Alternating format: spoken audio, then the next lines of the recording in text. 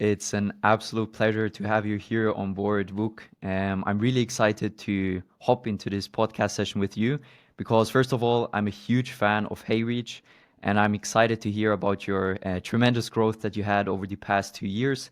I'm sure Vuk will share a lot of growth stories from there, and also about his overall history in the SaaS industry. He has also worked at Lemlist, but let me give the word to you, Vuk. Maybe summarize in 1 minute what has been your journey in the tech industry so far.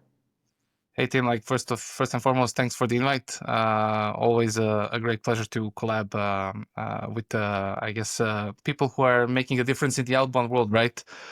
Considering we have so much in common. And yeah, I think inbound marketing, primarily this organic growth, has been something that has always interested me ever since the beginning. I started as a copywriter, so naturally inbound was like an immediate battlefield in a way. And 10 plus, now 11 or 12 years, I don't even count. Getting old, can't stop it. Have been in this space, and lately I've joined as the CMO of Heyreach.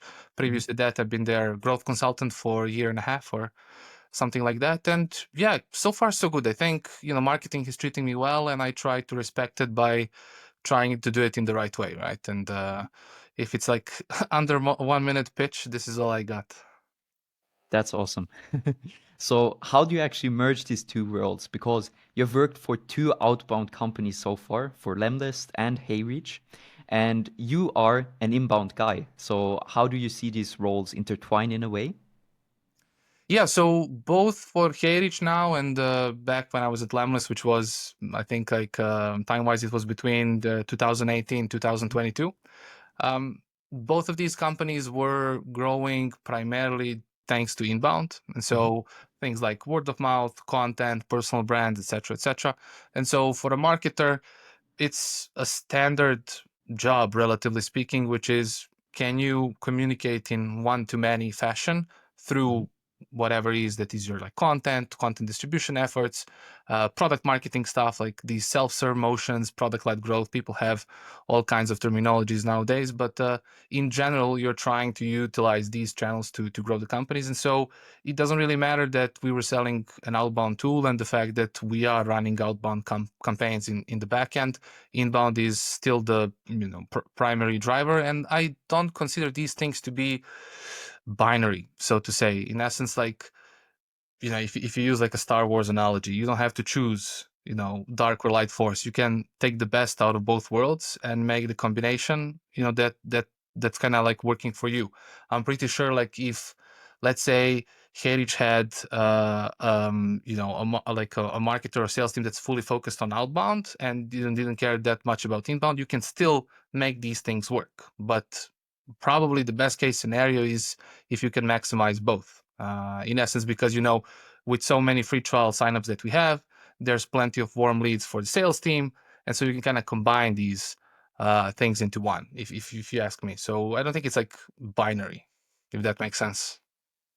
100%. I'm glad to talk more about the inbound-led outbound motion that is happening right now. But maybe for the listeners, could you give an elevator pitch about Heyreach and why they should essentially choose Heyreach instead of, for example, competitor platforms? Yeah, so Heyreach is a platform that gives you capabilities to scale LinkedIn outbound by connecting, let's say that you have 5 or 10 people in your sales team or 5 or 10 clients in your agency. You can kind of connect all these accounts into one platform and kind of be able to scale LinkedIn without breaking a single LinkedIn limit or rule in the process. And it gives you some unique features such as this multi-sender rotation, which allows you to kind of communicate with more leads in less time. It gives you a unified inbox, which is a place where you can like reply and respond and communicate to all the leads from one centralized place. Say that, for example, you can reply on other people's behalfs as well. Like, say that you and I are working in the same team. I go on a holiday to enjoy a little bit in Greece or something, and so you can reply utilizing my name because we're part of the same team. And so kind of gives you this all-in-one control of your LinkedIn outbound channel, and plus the capabilities to integrate with any tool you want. And I think besides this features, some of which are, let's say, more differentiating than the others. You have a very unique pricing model that kind of pleases the agencies, which is you're kind of able to maximize all of this without breaking the bank. So you can kind of connect unlimited LinkedIn senders for a flat price. And so this is what makes Heyreach unique, and this is one of the key growth levers that we had, and something that our users love, and we continue to make it better, I guess. Absolutely. So as a customer of Heyreach, I can give you a live testimonial. So for me, it took less than 2 weeks to get my first results from Heyreach and book sales calls from it. So I have to say the user experience and the speed to value that you offer is really tremendous.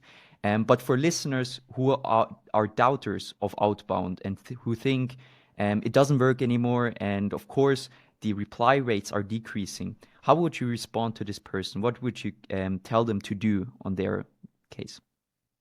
First, thanks for the kind words about Heyreach. I'm really happy to hear that.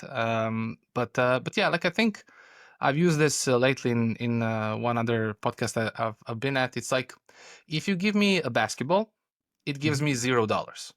But if you give it to Nikola Jokic or Luka Doncic, they get millions from it. So I think it's always the shooter. It's not the channel. And this notion that channels are dead has followed me, I think, when I started. It's like, cold email is dead, SEO is dead. I don't know, like content is dead in the form, everything AI is going to do everything now. Like, I think it's just being fancy in LinkedIn posts rather than, keeping it real. I think everything can work. I know a guy who still goes from door to door and is able to sell stuff in the, a little bit outside of the capital in my country. So it's just a matter of how you are utilizing this channel and about your skill set in general. And so I think everything can work. There's no right or wrong answers. It depends on the company, it depends on the ICP, it depends on the resources, the budget that you have. So there are different things to consider prior to making and executing a strategy. But no channel is really dead. It's normal that they are constantly changing and evolving, and so must we. But apart from that, all the marketing channels that have been when I started working are still here. They're just a little bit different, and that's it. So I think everything can work as long as you play it in the right way. 100%. So you mentioned it's not the ball, it's the shooter, meaning the tool user who is actually in charge and actually is able to make the difference. So what should the tool user nowadays focus on? Many people call them GTM engineers or outbound specialists, however you want to call them. What should they focus on to improve their conversion rates and build effective campaigns? What is the most important skill today? I would say ultimately the success of campaign depends on two critical things. Number one is your targeting. Like, how do you qualify leads? How do you make sure that you are reaching out to the right person at the right time? Again, there are these small variables depending on what you're selling. So if you haven't done the targeting right, but you've done everything else in the best possible way, like your message is the best, everything is great, it's not going to work because you're shooting at the wrong target in a way. And if you've done the qualification right, now it's your approach, which is also a hell of a challenge, especially like if you're a beginner. Like, how do you start the conversation?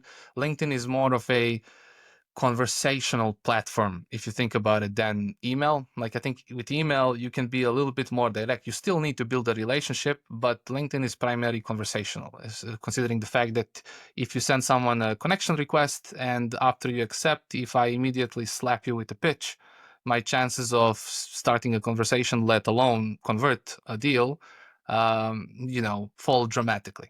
And I so I tried think, it. It doesn't work too much. yeah. So don't do Yeah, it if you we all listen to this tried it. podcast. We all tried it. Sometimes maybe it works, but it's very, very, very rare, Mhm. especially if it's cold.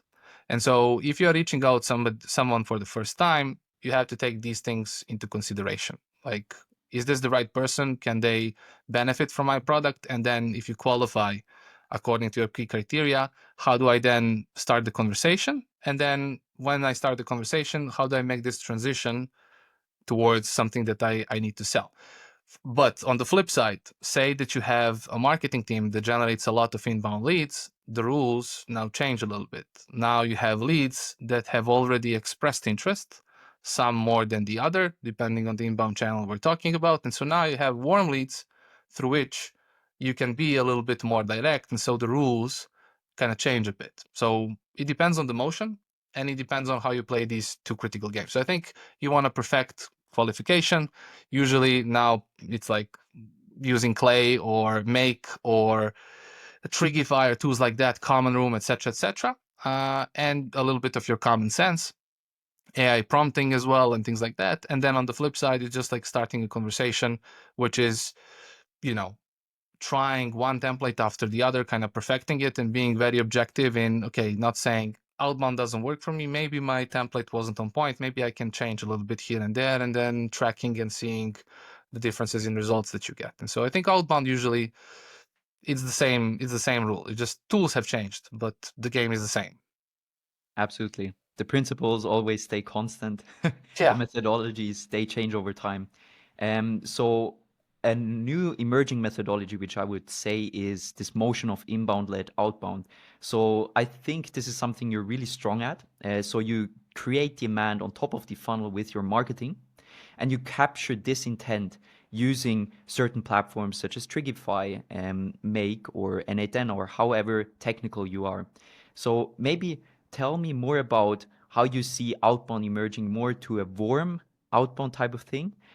Because especially on LinkedIn, you mentioned the platform is more about connections and more about being personal with each other, then it makes sense to reach out to warmer leads. So what do you think about this motion?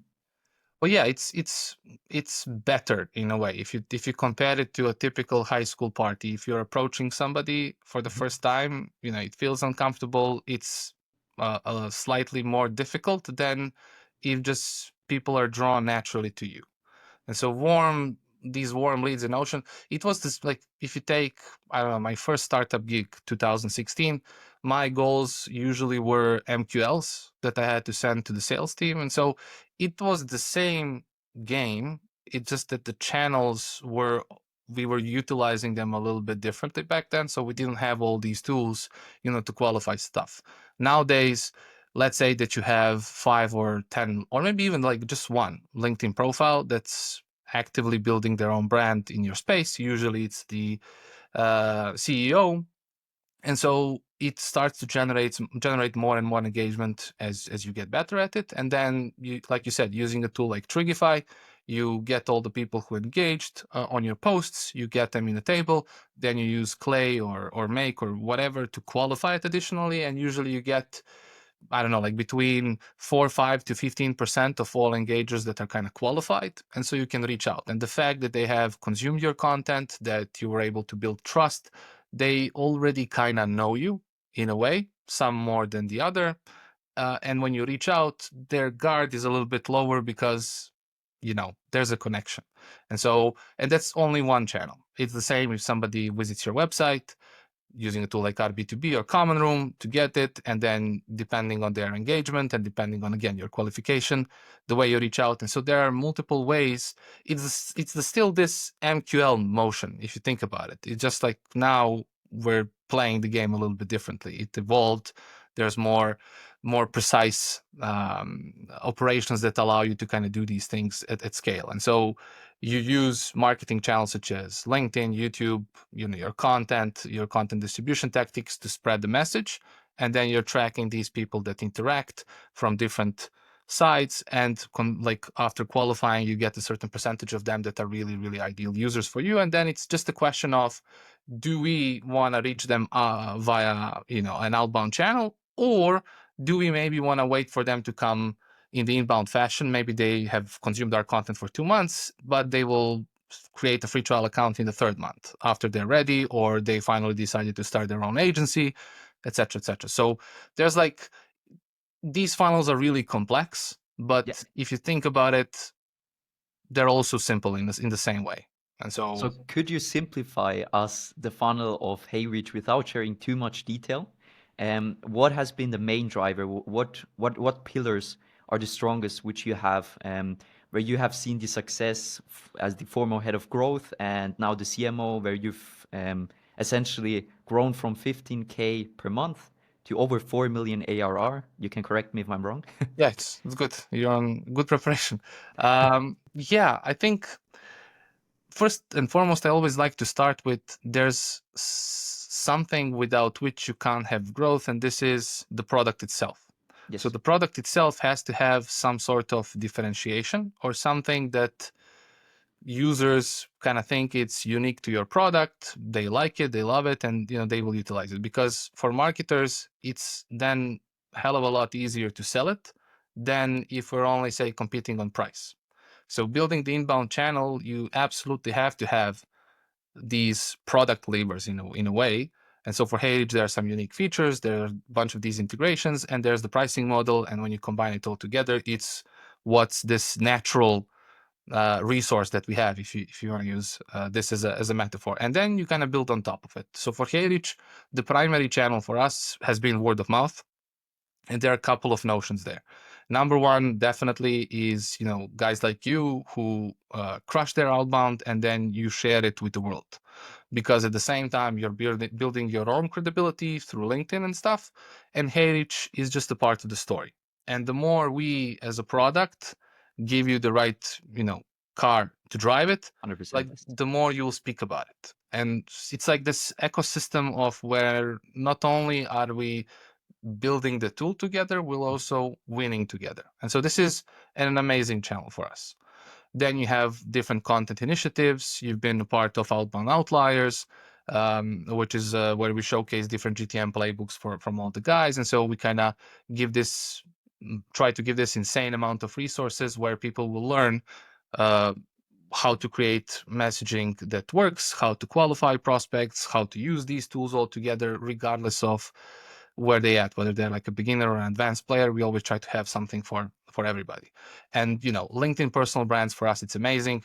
We're constantly seeing if you think about it, like there's 7 or 8 profiles that are active in our team. And so this drives branded traffic, the amount of people who kind of Google Heyreach, and I track these branded traffic as a metric. This also increases the direct visits, people who jump to our website through these types of things. And so then this is just like one channel. You have then YouTube. That's also kind of we started building it. I think November, December. It's still far from being like a strong channel, but I can see month over month that we're getting more from it, not only engagement but also signups and paid users. You have a channel which I consider one of the maybe not so much underrated, considering what Beehive has done it, but newsletter is Yeah, a very critical component to us. And product marketing itself, like once somebody jumps in as a free trial sign up, the game is not over. And so we have to kind of convert it. But I want to underline the fact that this is by no means something that marketing, did think. What makes Heyreach very unique, at least from my perspective, and I'm definitely biased when I say that, is that everybody is pedaling in the same direction. So it's not that one player or 2 players are critical for this growth. I think it's the team effort that ultimately helps us grow at this speed. Let it continue, knock on wood. Where sales team kind of is very good at converting deals, higher ACV deals. When we generate a specific, like, I don't know, like a free trial account, it's a bigger agency or a bigger sales teams. There's somebody in the accounts team who jumps on a call, does the onboarding and all of that. So I think there's like a lot of these interlinkages between the team. Then you have customer support that's doing a terrific job. You have a great founder at the top. You have devs that are shipping integrations. I start to consider like they're drinking coffee and Red Bull at the same time now. And so it's just like these combination of things that I feel are very responsible. But in the inbound fashion, the channels that I mentioned have been spectacularly good for us. And you've been in touch with Bernard, who's now about to open the creator economy creator program for our team as well. And so I think it's these win-win situations that we're trying to create through inbound channels. So I tried to sum it up really quickly into key points. So first of all, you have your very strong word of mouth motion that you have going on LinkedIn, where thought leaders are sharing your tools, platforms, and especially wins. Like I'm definitely one of those. I'm really happy to see campaigns performing well, and I'm glad to share them. And of course, Heyreach is part of it. So it's a very organic way to grow. And I've seen a lot of other people also sharing their campaigns, and it's an extreme. It's like a positive virus that is spreading on your behalf. Then the second one is content marketing that you mentioned. You essentially repurpose the best stories into blog posts and share them in their newsletters, right? Which is also a part. So you have already quite some traction on top of the funnel, which is more or less organic, including the founder brands and the employee brands, which are sharing content online. And at the end, of course, as you said, lovely, the team effort is what makes everything work. Without a good product, without good engineers, you can't market anything well. Um, but let me touch upon this community-led motion a bit more, because I've seen this very strongly happen with Clay. Instantly is also a great example of this. And now you have onboarded Bernard. I had the pleasure to meet him too. What is the idea behind this creator program and this agency program on your behalf? How do you think you will grow with this further? Yeah, forgot to mention on the previous question, there's also SEO that we're trying to unlock Okay, as well. So SEO. non-branded traffic. Branded traffic is great, and we also added Buena, who's our content lead. But to go back to the question you asked, the idea with this creator program now is, for example, you're building your a LinkedIn brand, you're building your own agency. There's a bunch of stuff that you want to do next, and so now it's just taking this organic ambassador stuff and trying to not scale it, but elevate it in a way that, okay, maybe you need specific things to amplify your message even more, and so do we. And so, how do we create this program where we can give you resources, to do this, where we can um, elevate together also our content and the different GTM stuff that we're kind of posting, and kind of figure out this system where, again, we are doing the same thing and growing together. And it's an exceptional way. For example, let's say that you want to have access. Let's say you have like a LinkedIn profile that's at 20K followers and this type of engagement, and now you want to learn how to do to 50K. And let's say that this creator program gives you exactly access, not only maybe to some resources and things like that, but also to different people who are kind of playing the same game and where you can learn. So in essence, it's like a Fight Club movie. It gives you, we want to do that with the creator program. And with Bernard, I think we had the perfect person to do it, and hopefully I'm very, very uh, impatiently waiting to see where that can go, because it sounds really cool. And if we manage to do that, like it would be another huge thing, not only for us but for everybody involved. And that's what makes it, I think, exciting. Absolutely. Lovely and looking forward to it. And I hate to say it or ask it, better said, but what about AI? How is Heyreach using AI and agents in your current processes? You can tell it from your perspective in the marketing side of things. Yeah. It's definitely a part of all the inbound led and outbound initiatives. So primarily in my world, the way that head of revenue Ilya and I, one of our first, let's say, one projects that we've done together with Macklin, who's been our Clay engineer, is okay. If you have 2,000 plus free trial signups every month, how do you qualify them and then organize your efforts? Because right now you have different types of users signing up. You have agencies, you have sales teams, you have GTM engineers, and you have everybody else. Maybe a recruiter, maybe a marketer, or whoever. And so you need different ways to qualify them and then organize the best onboarding, organize best retention efforts, and things like that. And so the way we're utilizing AI in that is to help us qualify. And so, okay, if it's an agency, great. Now, if it's an agency, do they do self-serve or do they do human-led onboarding? Same for sales team. And for everybody else, it's more like a self-serve notion, just because it's the way they prefer to interact with the tool. But that's the way that we use AI, and it's been a savior. Ilya was let's call him like the father of that. He had the first idea, and then together we kind of made it happen, and which also helps us not only measure the total number of free trials, but the total amount of qualified free trials, which is the ultimate metric that you want to have. And it makes marketers smarter, it makes salespeople smarter, and obviously accounts, customer support, and everybody who's kind of involved in a way with this project. On the flip side, anything that's pure outbound, you have different ways of utilizing AI. Same for qualification, helping you with your messaging or giving you some notes, how to personalize maybe some stuff. But everything more or less that you've seen in the outbound world, we are using it, in a way. But primary, I would say, where I personally love it the most is this qualification notion and kind of doing the research at scale for me. 100%.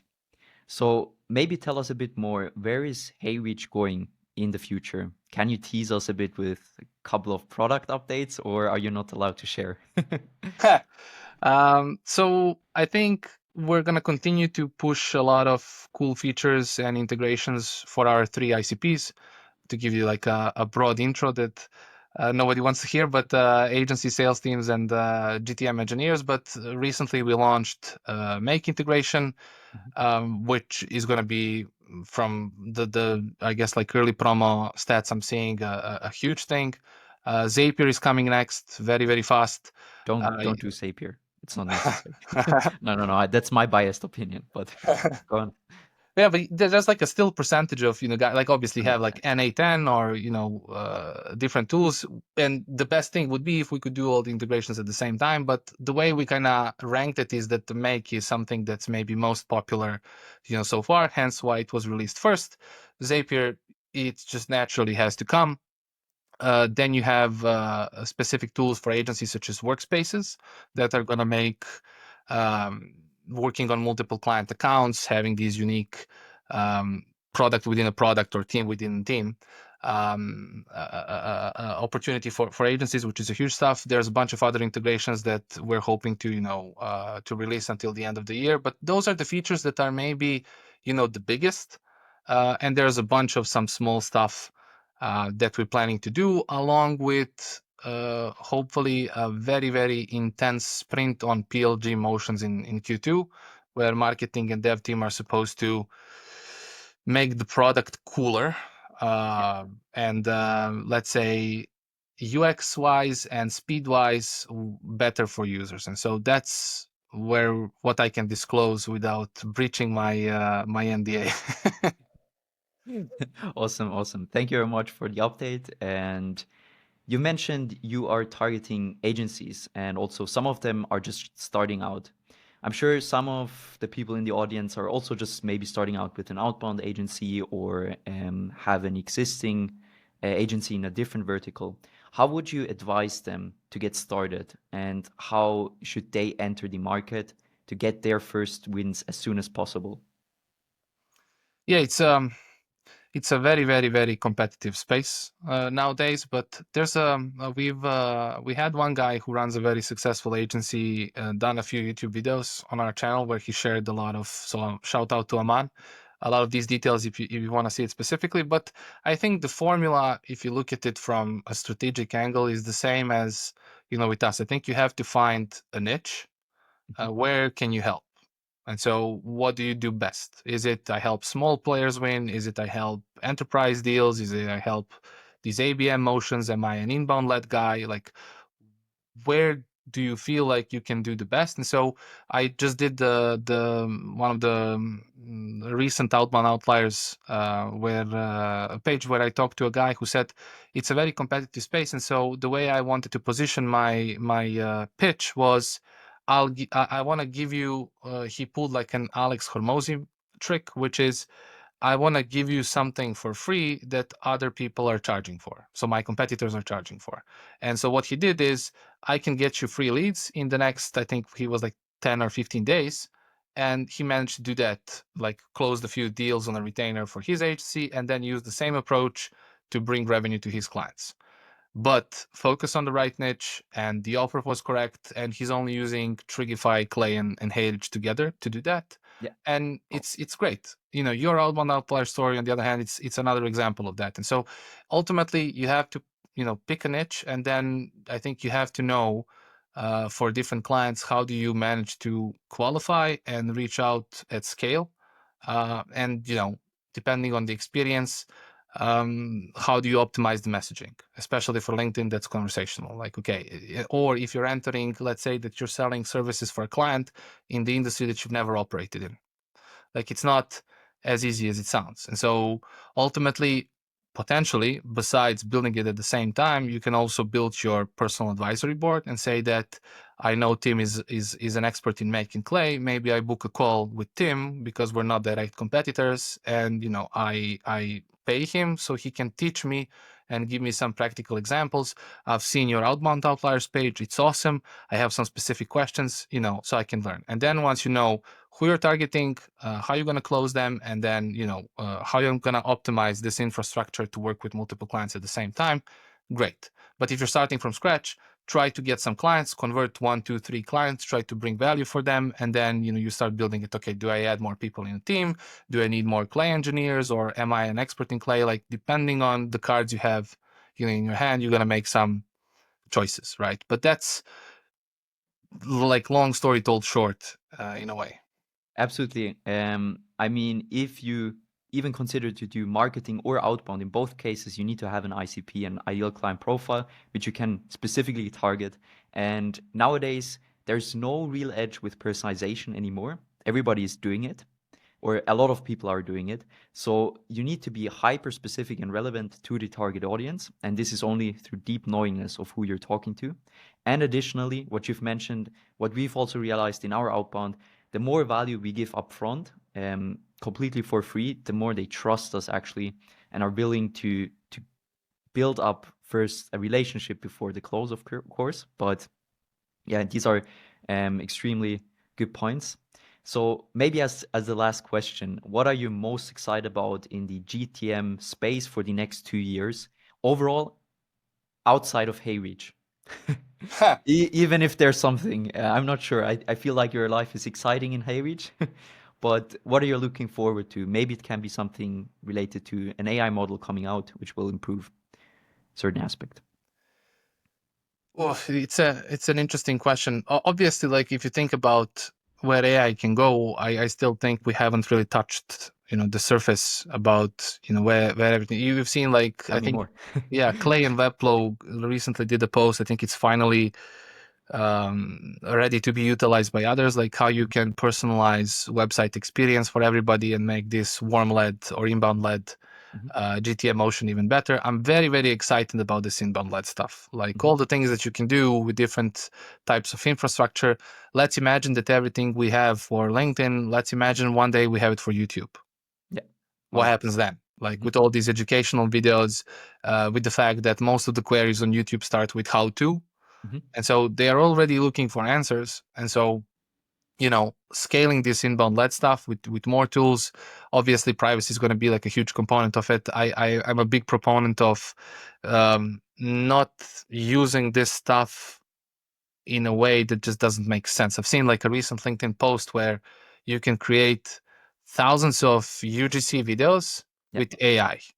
And so I have a fake, not person, like a bot, Avatar. Yeah. pretending to be Yes. a user and telling a story how awesome Heyreach is, and then I can create thousands of UGC videos in a second. That's not UGC.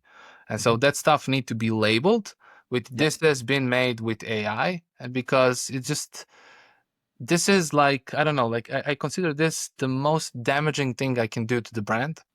And so, where AI can go, it's fantastic, but how it can be misused, it's terrifying in my Yeah. mind, not just personally, but in business world as well. So I would like to see it offer us all kinds of possibilities, especially for inbound led stuff, considering it's under my job description, but not use it in a shady way.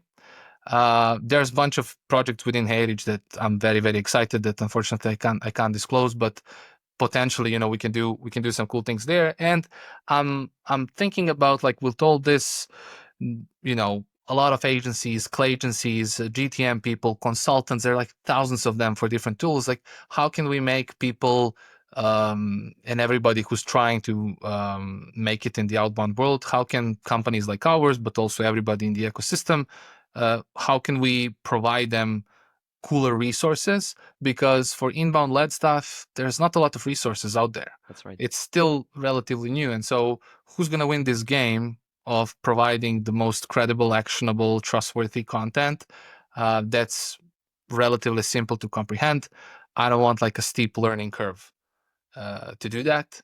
And so those are the things that kind of excite me as somebody who's in the space and somebody who's an organic marketer. That's lovely. So Vuk, continue to doing great things at Heyreach, and I'm really looking forward to the updates, and has been awesome to talking to you today. Pleasure, Tim, and thanks for the invite, and looking forward to seeing where you take your business as well.